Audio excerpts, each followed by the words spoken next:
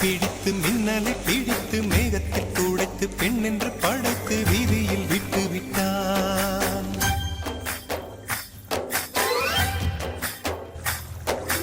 இப்படி இன்னொரு பெண்மையை படைக்க தன்னிடம் கற்பனை தீர்ந்ததை எண்ணித்தான் பிரம்மனும் மூர்ச்சையுற்றான்.